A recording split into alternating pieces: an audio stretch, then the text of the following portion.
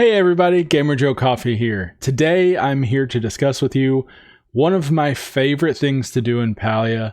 It is a very passive way to make income, not like the cake or cooking parties that I've discussed previously. Those are a very active way to do it. It requires a lot of prep and planning. This is something you can do passively or actively. You can kind of do it both. But I have a very lazy way of doing mine. So we're fixing to discuss gardening in Palia and how to make tons of money through it. This is something that's been requested, something that I've discussed with other people, something that other people have talked about not really having an interest in, but it is a very, very, very good way to make tons of passive income in Palia just while you're playing normally. Especially if you use some of the best layouts, you can really make some good cash with as much or as little work as you decide you want to put into it. So hang tight. On the other side, we're fixing to discuss how to make money with gardening in Palia.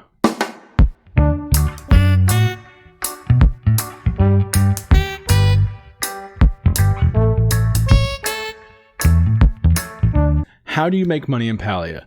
First things first, you may notice that my garden is a bit mismatched, is a bit like all over the place. Everything's kind of mixed up and everything's kind of everywhere.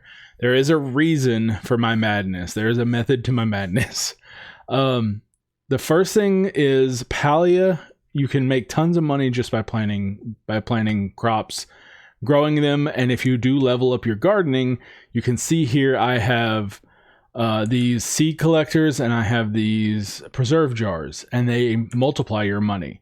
So if you're wanting to make the most out of your garden, but you don't mind work, your best bet from what I've seen is probably bok choy.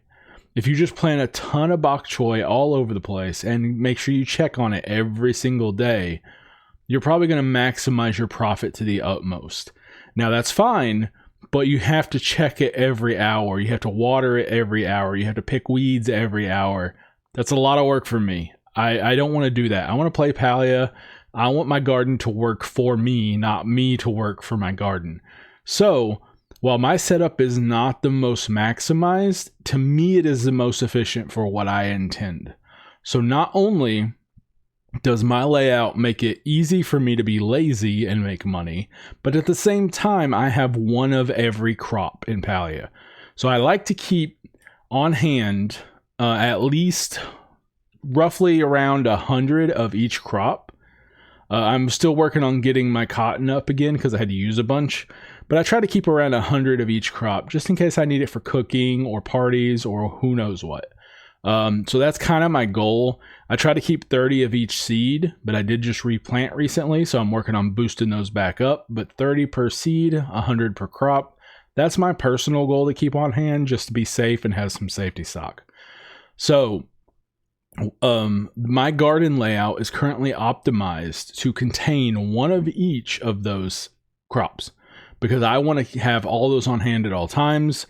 Sometimes I use them and I don't want to have to change my garden setup every now and then just because I want, I want to make a cake party and we're using a bunch of blueberries. Okay, cool. I don't want to have to go and say, okay, I'm going to tear down my garden, build a blueberry garden, and then come back and rebuild my garden the way I want it. So I have a setup that uses one of each crop and optimizes it for profit as well as makes it lazy. So what do I mean by lazy? In your garden, there is a way to have a lazy setup that requires minimal management. What do I mean by that? If you look and you mouse over each of your seeds here, you'll see each one has a unique type of effect on the other crops connected to it in your cardinal direction. So that would be north, south, east, and west only.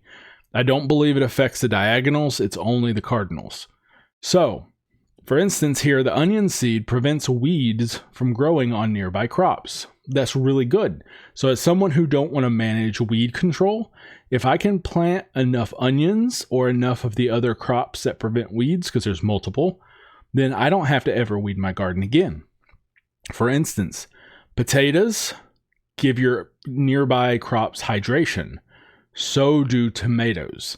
So potatoes next to tomatoes will hydrate each other so that you never have to water them past that initial planting and watering.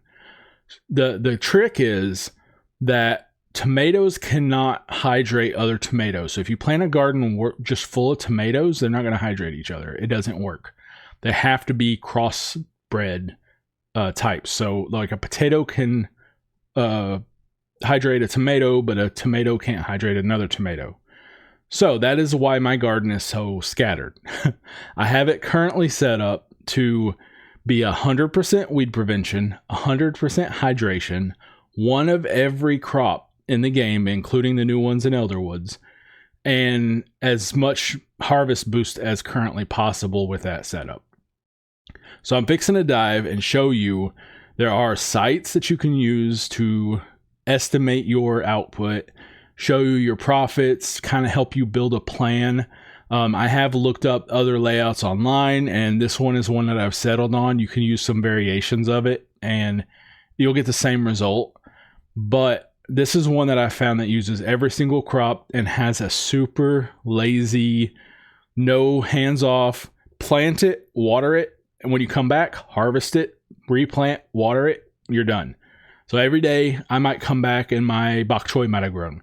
I'll go harvest all my bok choy, plant all my bok choy, check my other crops to see. That's my method. I check one crop at a time. Boom, boom, boom, boom, boom. Replant and then water once I'm done harvesting all of them. And then I never have to worry about it until it's time to harvest again. So let me switch over real quick and I'll show you some of the websites that'll help you do your own planning, or I'll show you my layout that I use.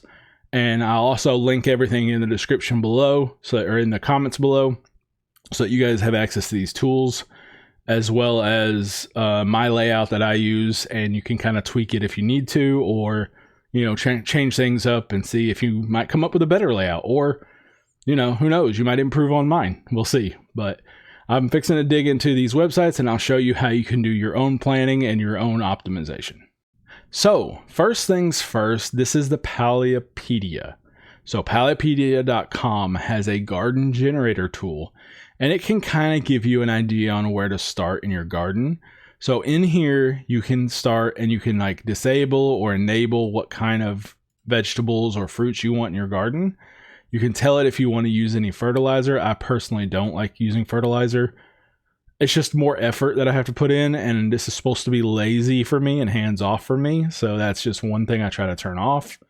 You can maximize your profit, maximize your water retain, your weed prevention. These two are my keys.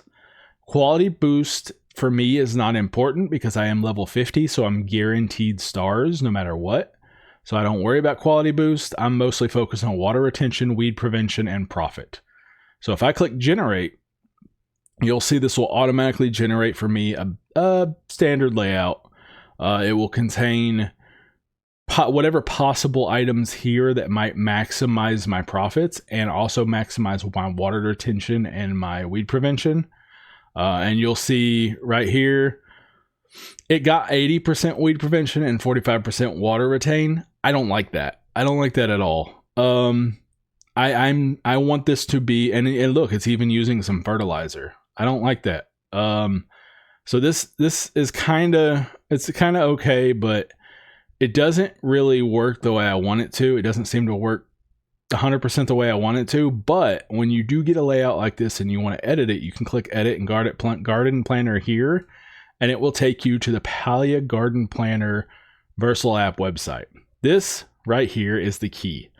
So this is the layout they gave me. It uses, sorry, I apologize. That isn't the fertilizer. That's the boost effect from the other crops. My bad.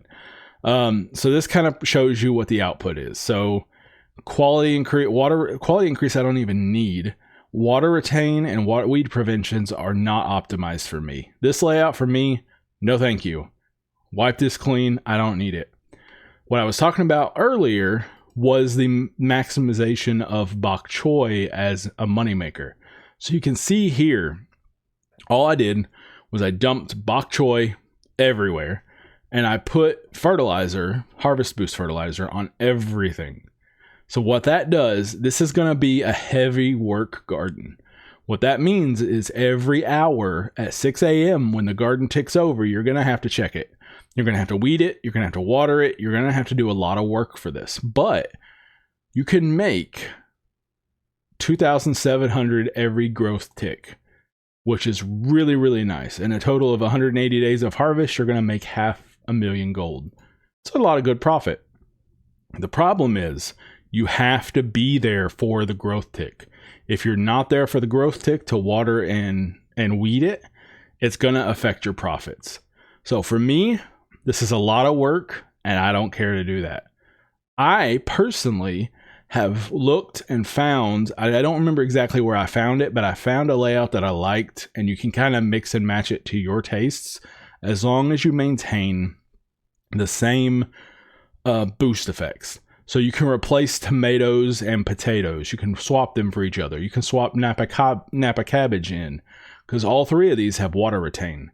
All 5 of these have harvest increase. So anything that has a similar effect can, 6, my bad. Anything that has a similar effect can be swapped in and out with no issue. So that's really important right there, is no matter what layout you use, if you want to swap out, for instance, let me go over to this layout. So this is the layout I've been using. It is a variation of the layout I've been using, but the key is that these ones on the corner are swappable. So if I want to put my beans down here and move my blueberries up here, I can, and the profit's going to be the same. Now, you'll see that the profit here isn't nearly as much as this one, but the water retain and the weed prevention is 100%. So I can sit back, do whatever I want in Palia. When I come back to my house, if there's something to harvest, I harvest it, replant it, water the whole garden, and I'm done. I'm done until the next time it's ready to harvest. I don't have to worry about it. I just harvest what I need to, replant, rewater, done. It's super handy, super lazy, super hands-off. This is a very, very useful tool and a very, very handy way to just make money without doing a whole lot other than harvesting and water and replanting and watering. So that's why I really like this one. Plus, this one might not be the most optimal because, like I said, I'm using at least one of each type of crop to make the most. That way I can have 100 of each in my storage and not have to worry about resetting my layout to plant new things, whatever. So this is the one I use.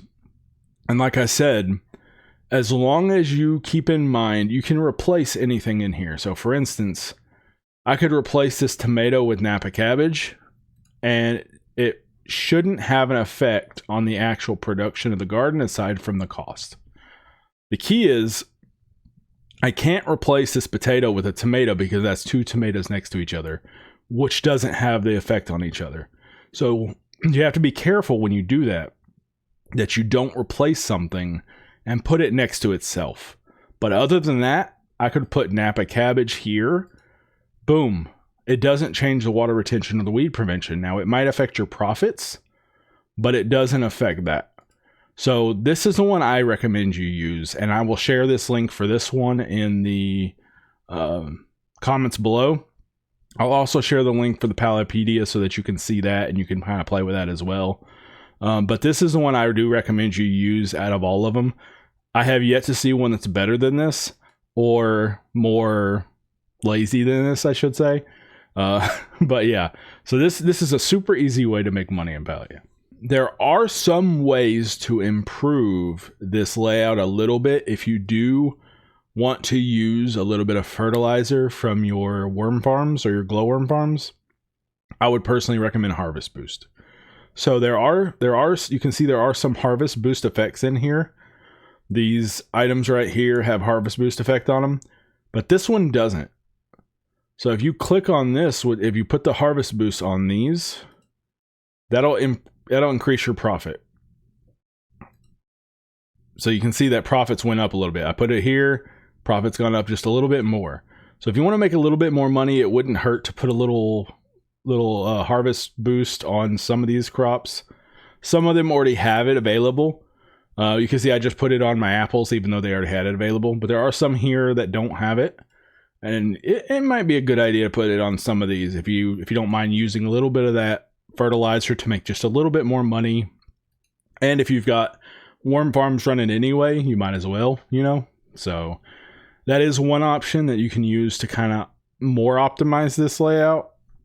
It just depends on whether or not you want to take the time to fertilize everything. Not 100% sure I want to take the time. So finally, my maintenance routine is super simple. Because I'm using the lazy garden, I don't have to worry about harvesting or weeding in between, or weeding or watering in between harvesting. So for instance, if I was to come over here and let's say my tomatoes were grown and it was their final tick, and I harvest a tomato, boom, it disappears. I'm like, okay, cool, I'm replacing my tomatoes today. So what I'm going to do is I'm going to have all of my seeds in my inventory, and I'm going to swap over to my tomato seeds right there at the bottom. I'm going to harvest, I'm going to replant. I'm going to harvest, I'm going to replant. I'm going to harvest, I'm going to replant. And I'm going to go around and do that for every tomato here. I'm going to go all the way around. Then let's say I also have to harvest my carrots. So I have 2 carrots, one right here and one right here. So what I'm going to do the same thing, harvest and replant immediately.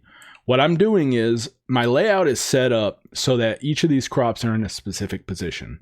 So when I go to harvest, I immediately replant behind it. That way I don't have to worry about looking up my layout again, or where was that again, or what did I pull out and what do I need to replace. I harvest and replace immediately, one crop at a time, all the way throughout my garden. Once I'm done, I'll check and see if anything needs watered. If I'm using fertilizer, after I'm done watering, generally fertilizer you can wait and do after every apple tree harvest. So like if your apple tree disappears and you have to replant it, use that time to go place fertilizer everywhere. Generally that works, and that's kind of a good rule of thumb. I'm not 100% sure it works perfectly, but I would kind of use that as a guideline. I wouldn't go replant fertilizer every single day because that takes a lot of time. You can stack fertilizer up to 99 on every crop. So if you get it maxed out and then your tree disappears, you only have to re-fertilize every time your tree goes out. So that's kind of the way I did it before I stopped using fertilizer. I would plant and make sure I had fertilizer maxed out on every single crop. And then when my tree popped, I would go and replant that fertilizer and max it out again, replant everything, water it all again, and then next time my tree popped, rinse and repeat. So that's kind of my maintenance routine. It's not too complicated. It's very simple. Harvest, replant, go do that for every single crop, and then water the garden. Now, one key you do want to know, 6 a.m. is when the tick for growth happens. It happens at 6 a.m. So if you're harvesting your garden and you don't know if you can replant and rewater in time, I would wait personally. I don't like having half of my tomatoes pop up one day and the other half pop up the next day. So I would recommend that you harvest them all or harvest none of them before that 6 a.m. tick. I wouldn't cut it close because it gets annoying when you get your clock off, your rhythm is off, and then you're having to harvest half of them but not the other half. And it's just it can get annoying. So I do recommend that you pay attention to that 6 o'clock tick before you do that. And other than that, it's just harvest, replace, water, rinse and repeat, make tons of money. Now, there is a key on this website that I can show you on how you make the most out of your money. So on this website, there is a tool for you to use. If you go over to here, I like to do this double display so I can see all my crops, and then you can go to harvest and processing. Is it? No, crop. Yeah, it's in here. Here it is, harvest and processing. You can set what you want to process as. So for my bok choy, for example, I process that into seeds. Now there's an option to process it into kimchi, but you can see your profits right here for doing that. It's more profitable per hour to use. It's more profitable per hour to use kimchi? Hold on. And it's faster. Wait a minute, I have to look into that. I thought it was more profitable for seeds, but did they change that? I guess not. Okay. That's interesting. I have to look into that for sure, but I thought it was automatically more profitable to bok choy seeds. But in here you can kind of explore that, the costs and the benefits, and what your cost overall value would be. When you're done with that and you select all the types you want to do for each one, you can go over here and see the amount of crafters you have allocated and how long it's going to take you to process this 180 days of harvest. It's going to take 27 days to process. Now, you do want to go in here to your general and change your level to what it is, because I'm level 50. I have a 100% chance of stars. So I don't have any normals coming out. And so then I can analyze, okay, is that better or is that better? Oh, it is better. Okay. I take it back. It is much better to make money. You can make more money in the long run with seeds than you do with the cabbage. It goes from 524 to 486. That's what I thought it was. And so then you can go through here and analyze each one. Is it better to do this or this? Clearly this. Better to do this or this? Clearly this. Now, you do have to pay attention to how long it takes to process, because certain things take a lot longer to process. It takes a lot shorter time to process tomato seeds than it does tomato preserves, because it takes 3 tomatoes to make 1 seed. Or 2 seeds. 2 seeds. So then you can go through here and kind of analyze that and see what you want to do with each one. It'll tell you how many crafters you need, and this little dot here will highlight your bottleneck. That'll tell you the longest processing time out of their whole entire list. So currently I only have 4 highlighted, so it's this one. I can add another crafter and my bottleneck drops down here. So this is kind of like a more advanced analysis version on how you want to process these and how you want to maximize your input and output. Not quite the lazy layout.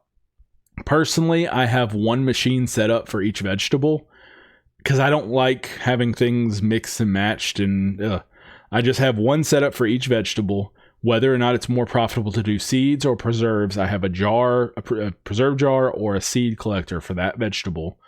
I leave at least 1 of that vegetable in there so I know what it is for identification purposes as I go down the line and replace all my stuff. So you'll see, if I go down the line, this is my apple jar. So it's got apples in it. I always leave at least 1 of the final product in there if this is empty, so that I can identify what it is when I come around. So then I'll go down this line, and there's 1 here for every vegetable or every fruit, and then I'll put it in there. See, so this is onions. If I have any over 100, I'll dump them in there and then just keep on going. Then I have these extra ones over here only for making seeds. So I would recommend you have a few for making seeds, for replacing your seed count. And then if you like being organized like me, have 1 for every vegetable. That way you don't have to remember, is this better as preserves or is this better as seeds? Just have 1 set up for each vegetable like I do. Then you have no issues. You just put, if you got, bok choy in this one, always put bok choy in that one. Boom, boom, boom, go down the line. Super easy for me. Like I said, very low maintenance, very lazy layout. But I think it is optimal for me in the way I like to play. I don't like to manage my garden a lot, but I do like having it. So that's kind of the overview of my garden and how things work and my layouts. I'm gonna leave all the comments in the comments below. I'm gonna put all the links there for you to access for everything that I've covered. Hopefully this has helped. So that's kind of everything I wanted to cover today that I can think of. I wanted to make it easy for people to kind of mimic my garden layout, or kind of, follow along with things I'm doing and some of the setup I've got and why I'm doing certain things the way I'm doing them, even though they might seem a little weird, a little mixed. But yeah, if this helped, please give me a like and subscribe. I do appreciate it greatly. If you have any more ideas on things you want me to cover, let me know, please, in the description. This was recommended by someone, and I was happy to jump on it. I was already planning on doing something about it, but as soon as I saw the comment in one of my other videos, I was like, done. That's on my list for the next video. So if you do have any, please drop them down there and let me know. I love helping people out. If you have any questions, let me know. I'll be in the comments. You can drop on the communities tab and leave me comments there. Any way you can contact me, any of my social medias, and I'd be glad to help you out. I don't mind at all. So hopefully I see you guys next time. And if you do enjoy interacting, I do stream on Twitch, YouTube, and TikTok every weekday at about 5 p.m. Central till about 8 p.m. Central. The times kind of vary a little bit, but that's mostly my normal window.